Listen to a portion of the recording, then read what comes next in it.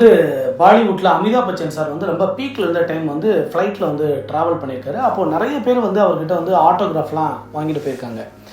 அவர் வந்து அவரோட சீட்டில் போய் உட்காராரு. அப்போ பக்கத்தில் ஒருத்தர் வந்து பயங்கரமாக கோட் சூட்லாம் போட்டு உட்காந்துருக்காரு. அவர் மட்டும் இவரை கண்டுக்கவே இல்லை. அமிதாப் பச்சனுக்கு வந்து ஒரே ஆச்சரியம், என்ன எல்லாரும் நம்மகிட்ட ஆட்டோகிராஃப் வாங்குறாங்க, இவர் ஒரு ஹாய் கூட சொல்ல மாட்டேன்றாரு, லேசாக பார்த்து சிரிக்க கூட மாட்டேன்றாரு அப்படின்னு சொல்லிட்டு இவரே ஒரு கட்டத்தில் அவர்கிட்ட போய் இன்ட்ரோ ஆகுறாரு. ஹாய் சார், நான் வந்து அமிதாப் பச்சன், இந்த மாதிரி இண்டஸ்ட்ரியில் இருக்கேன், சினி இண்டஸ்ட்ரியில் இருக்கேன் அப்படின்ற மாதிரி சொல்கிறாரு. அப்போது நைஸ் மீட்டிங் யூ அப்படின்னு சொல்லிட்டு, நான் பெருசாக ஃபிலிம்லாம் பார்க்குறதில்ல சார் அப்படின்ற மாதிரி சொல்லியிருக்காரு. அப்போது ஓகே அப்படின்னு சொல்லிட்டு, நீங்கள் சார் அப்படின்னோடனே, என் பேர் வந்து ஜேஆர்டி டாட்டா, நான் வந்து இந்த டாட்டா பிஸ்னஸ்லாம் பண்ணிகிட்ருக்கேன் அப்படின்ற மாதிரி அவர் சொன்னோடனே அவருக்கு பயங்கர ஆச்சரியம்.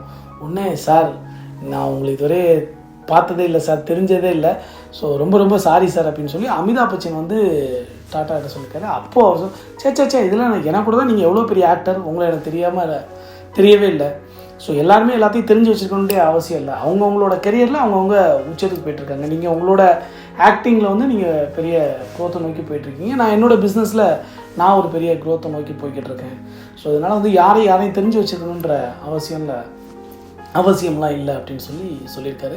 இந்த சம்பவத்தை வந்து அமிதாப் பச்சன் சாரே வந்து ஒரு இடத்துல பதிவு பண்ணார். ஸோ எல்லாருக்கும் நம்மளை தெரிஞ்சிருக்கணும் அப்படின்னு நம்ம எதிர்பார்க்கக்கூடாது. நம்மளோட ஒர்க்கில் நம்ம உச்சம் தொடரணும், அதுக்காக நம்ம ட்ராவல் பண்ணிகிட்டே இருக்கணும் அப்படின்னு சொல்லி அமிதாப் பச்சன் வந்து ஒரு இடத்துல பதிவு பண்ணியிருந்தார். ஸோ இந்த ஸ்டோரி படிக்கும்போது எனக்கு பயங்கர இம்ப்ரெசிவாக இருந்தது. ஸோ அதை உங்கள்கிட்ட ஷேர் பண்ணிக்கிட்டேன்.